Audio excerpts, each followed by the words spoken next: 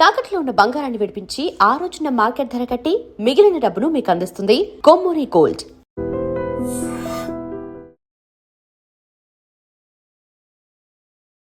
Hello అండి, నేను doctor భానుపూర్ణిమ, ఫిజియోథెరపిస్ట్ని.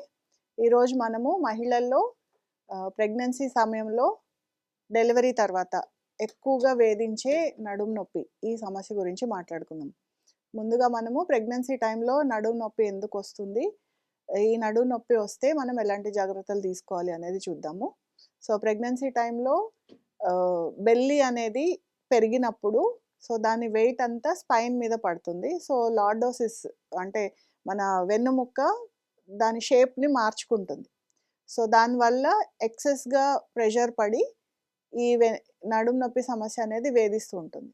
So ఇలా జరిగినప్పుడు మనము రెస్టింగ్ పొజిషన్స్ కరెక్ట్గా పెట్టుకోవడము, ఎందుకంటే ప్రెగ్నెన్సీ టైంలో ఎస్పెషలీ అంటే 6వ నెల 7వ నెల ఈ టైంలో వెయిట్ ఎక్కువగా పడుతూ ఉంటుంది కాబట్టి ఈ సమస్య అనేది ఎక్కువగా వేధిస్తుంటుంది.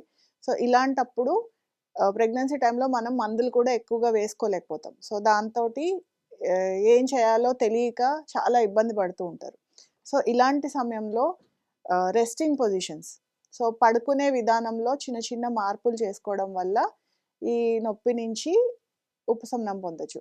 అలాగే వేడి నీళ్ళలో ఉప్పేసి కాపడం పెట్టడం వల్ల కూడా ఈ మజిల్స్ రిలాక్స్ అయ్యి నొప్పి అనేది తగ్గుతుంది.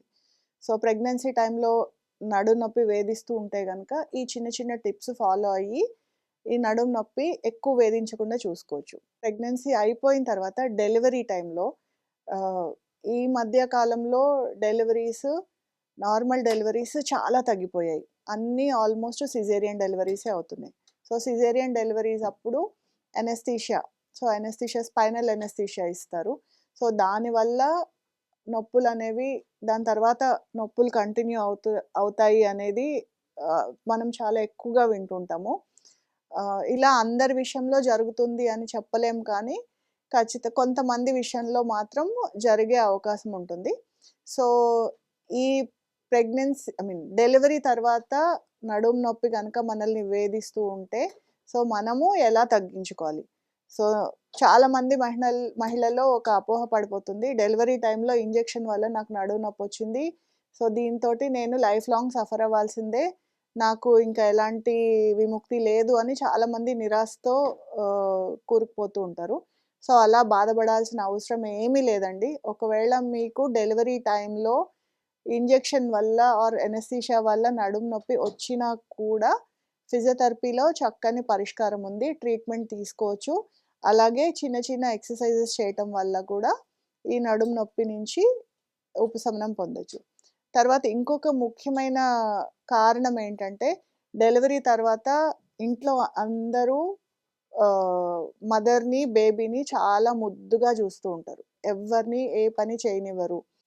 ఇంట్లో కనీసము పాపకి పిల్లలకి స్నానం చేయించడం దగ్గర నుంచి అన్ని పెద్దవాళ్లే చూసుకుంటూ ఉంటారు.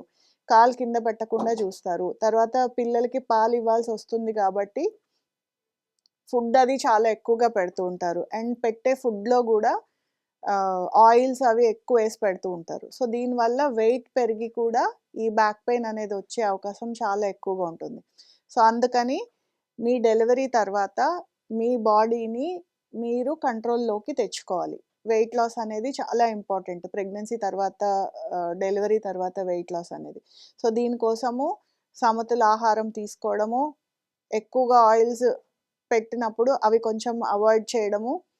అండ్ ఇంకొక విషయం, తల్లులు పిల్లలకి అన్నం తినిపించేటప్పుడు, పిల్లలకి అన్నం పెట్టినప్పుడు అందులో చాలా ఎక్కువ నెయ్యి, ఎక్కువ ప్రోటీన్ వేసి పెడుతూ ఉంటారు. ఆ పిల్లలు వదిలేస్తే ఏముందిలే అని పడేయకుండా అది వాళ్ళే తినేస్తూ ఉంటారు.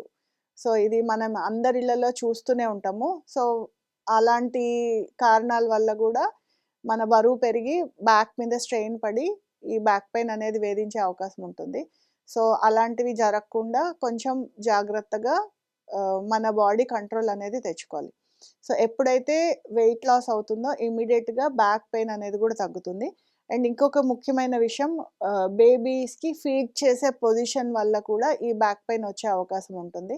సో బేబీస్కి ఫీడ్ చేసేటప్పుడు పొజిషన్స్ అనేవి జాగ్రత్తగా పిల్లోస్ తోటి సెట్ చేసుకోండి. నిద్రలో లేచి పాలిచ్చేటప్పుడు ఎలా పడితే అలా కాకుండా పడుకొని పాలివ్వకుండా కష్టమైనా సరే సిట్టింగ్ పొజిషన్స్లోకి వచ్చి చైర్లో కూర్చొని ప్రాపర్గా లెగ్స్ అవి రేజ్ చేసుకొని పిల్లోస్ అవి ప్లేస్ చేసుకొని ఇలాంటి జాగ్రత్తలు తీసుకుంటే నడుము నొప్పి అనేది వేధించకుండా చూసుకోవచ్చు. తర్వాత నడుము నొప్పి ఒకవేళ జాగ్రత్తలు అన్నీ తీసుకున్న తర్వాత కూడా నడుము నొప్పి కనుక వేధిస్తూ ఉంటే ఖచ్చితంగా ఫిజియోథెరపీలో ట్రీట్మెంట్ అనేది ఉంటుంది. సో మీరు హెల్ప్ తీసుకొని ట్రీట్మెంట్ తీసుకొని ఎక్సర్సైజెస్ చేసుకొని జాగ్రత్తలు తీసుకుంటే ఈ నడుము నొప్పి అనేది వేధించకుండా చూసుకోవచ్చు. And for more videos, Please subscribe to iDream. Please subscribe to iDream. Please subscribe iDreams. And please subscribe to iDream. For more videos, subscribe to iDream. please like, share and subscribe to the channel. Congratulations, iDream. subscribe to iDream. Subscribe to iDream. So subscribe to iDream Media. iDream ki iDream team andarki huge congratulations. Please subscribe iDream Media. Please subscribe to iDream. Subscribe iDream. Please subscribe to iDream. iDream అంటే నా కళల channel subscribe చేసుకున్న నోరు తిరుగుతలేదు, మీరైతే గంట గుర్తు కొట్టండి. For more such videos, please subscribe to iDream. Subscribe to iDream. Please subscribe to iDream. Please subscribe iDream Media. Please do subscribe to iDream. Please subscribe to iDream Media. For best entertainment and information, please subscribe iDream. And don't forget to subscribe to iDream.